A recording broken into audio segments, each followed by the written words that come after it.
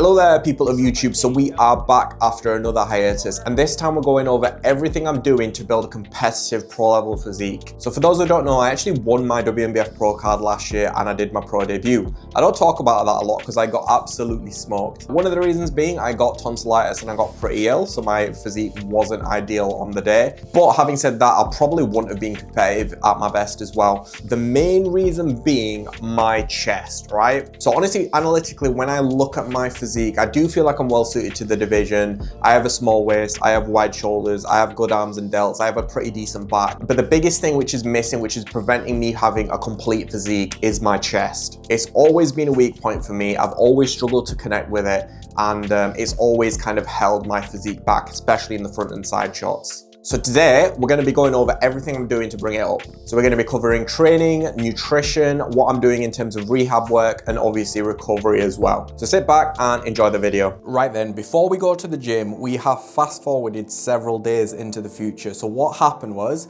I did the full day of filming for the video, went to check whether the footage was okay, and lo and behold, none of the audio was working. So what I did was I plugged my mic into the headphone port, I suppose. So yeah, so basically filmed the whole day for nothing. And the rage that I felt can only be described using a meme, which I'm gonna put up now.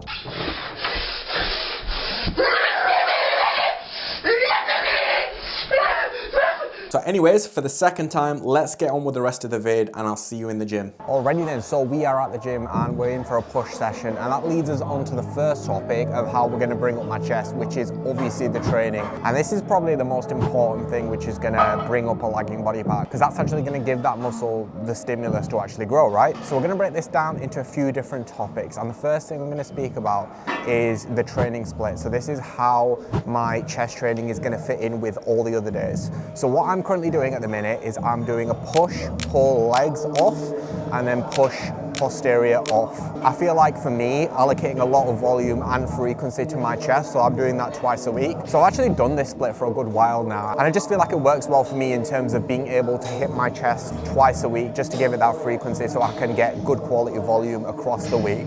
Obviously this is going to vary depending on person to person in terms of what you need to improve, but it is a pretty decent generic split that will work well for most people. So with that being said, let's get into the session. Right then, before we get into the session, we are going to do a little bit of mobility work. So I've actually been working with a physio for the last couple of months now, and what we found is there's a difference in the strength of my shoulder rotation on one side in comparison to another. So what we find is when I'm doing my pressing movements, it looks very imbalanced, and you can see that in the development of my physique and my pecs as well.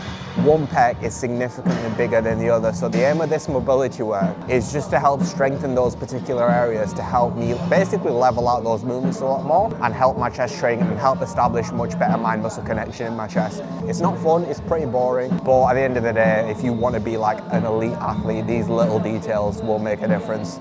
Anyway, so let's get right into it.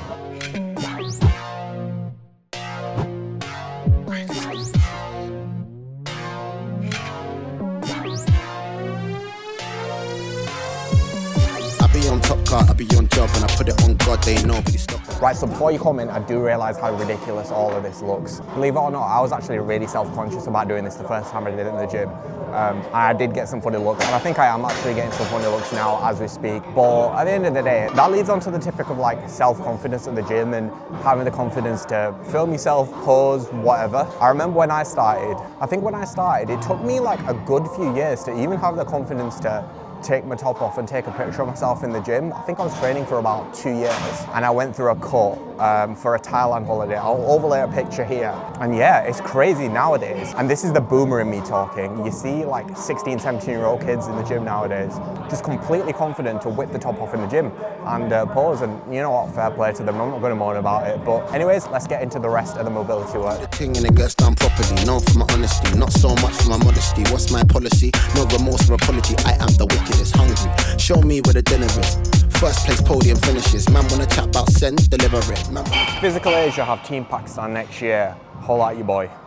Right then, so first exercise we've got is the pec deck. With pretty much all my sessions, I like to start them with somewhat of an isolation movement. The main reason being is, for me, when I start moving with an isolation, I can just get a lot more blood into the muscle, establish that mind-muscle connection, And then when I do eventually go on to my main movements in terms of the compounds, I just feel them a lot better and I feel safer as well. So that leads us on to the first topic of training, and this is the mind-muscle connection. So a lot of people go back and forth saying you don't need a pump, you don't need to feel the muscle in order for it to grow. But for me, if you listen to most of the top level bodybuilders who have achieved something, they will all say, and they will all preach getting a good pump.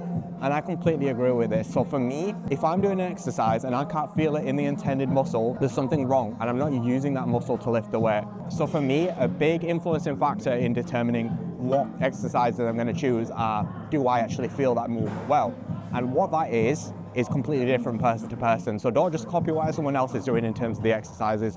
Do what works for you. Anyways, let's get right into it. Work that they don't do. Not a joke if the man them approach you. Act like you know what it is when I roll through. Let me go back to the start. On job. No days off now, I won't stop. Non-stop, drop fire, but I don't drop. That's why every boy, man, a man's on top. I was in a trap with a stack.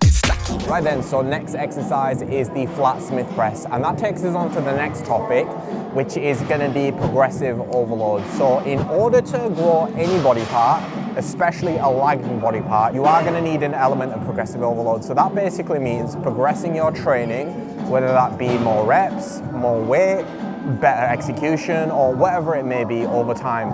And if you do that consistently and you're still activating the required target muscle, your muscle is going to be forced to grow, right? So that is going to be the main facet of actually growing your muscle. So for the compound movements where you are going to have more load and you are going to have more mechanical tension, this is going to be really, really important. So yes, obviously I want to keep safe, I want to keep the same execution, but I am looking to progress in this movement. So let's get it.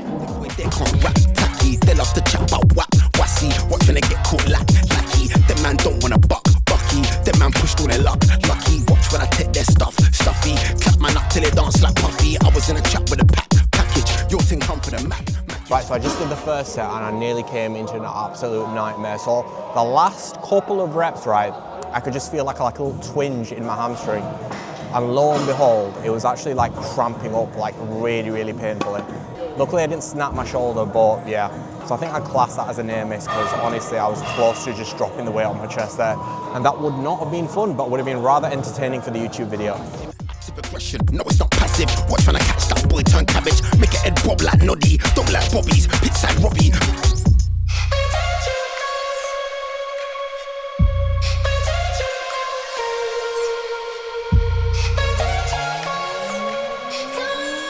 Right then, and that leads us on to the next exercise, which is the Strive incline press. It's pretty much the same as the prime one, to be honest, which I really like. But for some reason with the prime one, they messed around with the handles and it leads your hands really, really far apart and it doesn't converge at all, so it doesn't really feel like good on your chest. So the next thing we're going to speak about is resistance profiles. Now I'm joking. For most people, they don't need to worry about resistance profile. But what we're going to speak about is volume. Obviously, if you do want to grow a lagging body part, sometimes, if everything's in place, if your execution is good, if your intensity is good, adding more volume to that muscle part to an extent can be a good way to help it to grow. So for me, for my chest, I do actually have quite a lot of volume for my week. For all my exercises, I do 3 sets and I do a fair few exercises. It's obviously a little bit different from your top set, back off set. So what I would say is you can maybe start on doing the 2 sets, and if you feel like you've got more to give at the end of a session and you feel like you can handle more volume, then don't be afraid to give it a go. So that's what I'm doing for my chest. So antisocial, I don't give a fuck if it's global. Limited space in my circle. How many times have I told you? Toxic with attitude, so I spread bad vibes on the circuit. Rude boy thing, and I'm never in the mood to save your wagwan, what's good and what's bad. Right then, so for the next exercise, we're actually going to take a little break from the chest and we're going to do some side delts, and that leads us on to the next topic, which is essentially the allocation of volume to other muscle groups. So as you'd imagine, you can't just add endless sets and sets. Well, you could, but it probably won't be a good idea. So if you're going to add more volume to a certain muscle group, you're probably going to have to take volume away from somewhere else.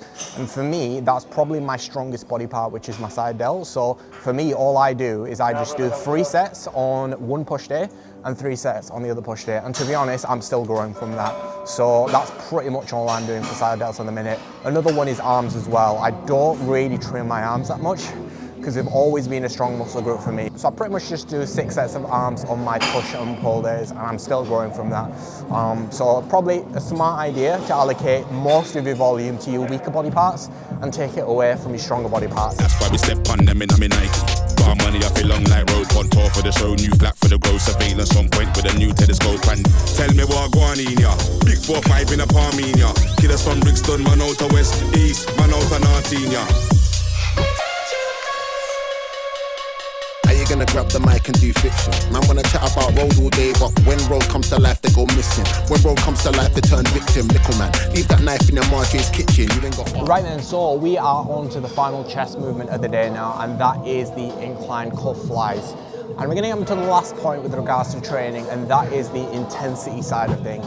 I probably should have said this earlier, because honestly, it's probably one of the most important things when it comes to training and building any muscle group, and that's how hard you're training. So what I would say is, no, you don't need to take every set to failure in order to grow. But I definitely would recommend taking at least some sets to failure. I think being able to train to failure is a really important skill to have. And if you never do it, you're never really gonna know how far you are from failure. So I definitely would recommend training to failure at some point in your training. Deal with the aftermath. Very few ways out and to start the pot. It's not a smoking thing when I spark across. Keep your eyes and ears to yourself. Being observant's bad for your health, and sharing too much is bad for your wealth. But we love to shine, we bust down watches and we bust the 9 watts. Yours is ours, but mine is mine. Break your neck if you touch it, bust the rhymes.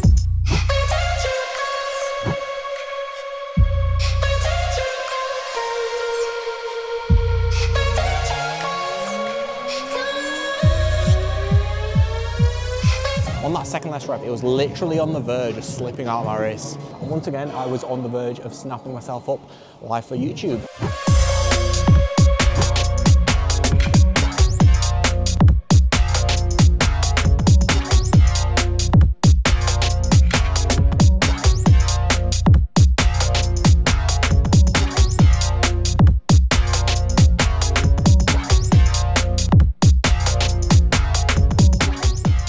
And we're back from the gym. So in the last clip you saw me do a little bit of posing, but my camera decided to die.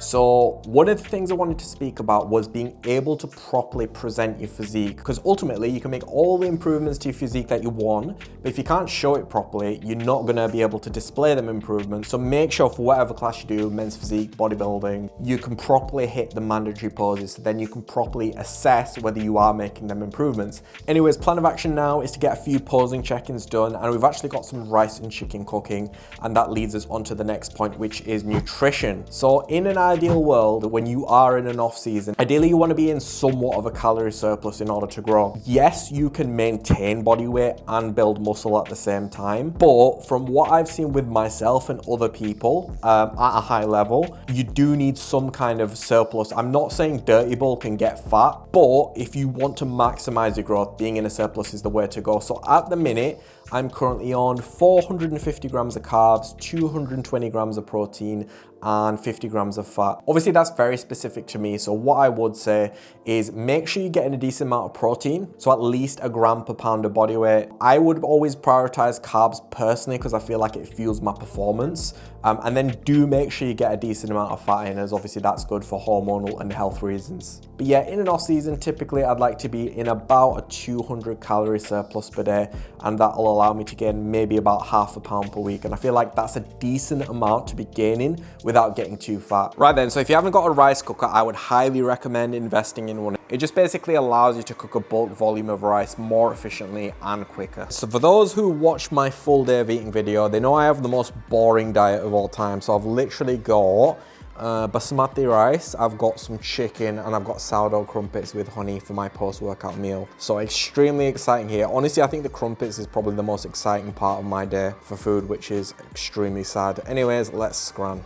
Right, so we just wrapped up a couple of posing sessions and we're actually coming towards the end of the year. And normally around this time, I just like kind of reflect about how the year's gone as a whole on all fronts, but obviously as a posing coach, and it's overwhelming, man. Like the number of people that put their faith in me as a posing coach, the results we've got. I think we had over 80 class wins this year, number of IFBB Pro Card wins and overall wins as well. And yeah, it's mind blowing. Like I just genuinely, like every year I just don't expect to be in the position that I am, but sometimes I have to remind myself, like, you know what, you do actually work really hard.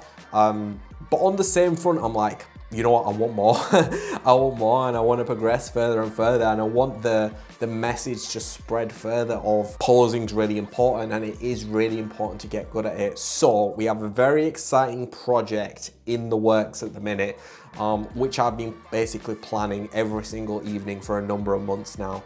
So you can see here, I've got my little Gantt chart, very, very official, where, yeah, basically I've got a number of deliverables that have been going on over the last few months. And yeah, so we're literally, what are we now, a couple of days or 3 days out from the big announcement. I don't know when this is gonna go live, so I'm not gonna say it here, but yeah, it's probably the biggest change to the business and the posing service as a whole, and I just can't wait to share it because I think it will, it's gonna help a lot of people for sure, so keep your eyes peeled. Right then, so the final thing we're going to speak about with regards to improving a lagging body part, and it's the thing that people do the least, is the recovery side of things. So it's not just sleep. Yes, that's a very important aspect, but learning how to switch off, and this is probably the thing I struggle with the most because I'm always like pretty much wired and I'm always focused on what can I do to improve and get further, whether that's business, whether that's training or whatever. I really struggle to switch off. So what I'm doing now is I'm allocating probably an hour or so before I go to bed to just chill and not do anything work related. Normally it's anime that I watch, but at the minute I'm currently watching Stranger Things because that's how. And let me tell you, I am rather disappointed, right? So I don't know about you lot, comment down below whether you agree, but I just feel like the acting's got worse in the show. I feel like it's so cheesy, the writing, and some of like the metaphors and the analogies they use, they're so on the nose, it completely takes me out of the scene. And it's really, really jarring. So yeah, it's unfortunate because when it was good, it was really, really good. But yeah, honestly, it's unbearable at the moment, and I honestly might go to an anime because at the minute I'm actually watching Banana Fish, which is an extremely underrated anime. So would highly recommend. Anyways, I think that's me signing out for the video, to be honest. So there's a lot of yapping, but hopefully you've taken something from it in terms of being able to bring up a lagging body part or just build muscle, generally speaking. But yeah, in the coming videos, I'm going to be doing more what I'm going to be getting up to on a day-to-day basis. Obviously some posing stuff, and then maybe some more training stuff and some exciting collabs as well. So stay tuned. I'm going to be doing uploads more regularly now, and I will speak to you in the next one.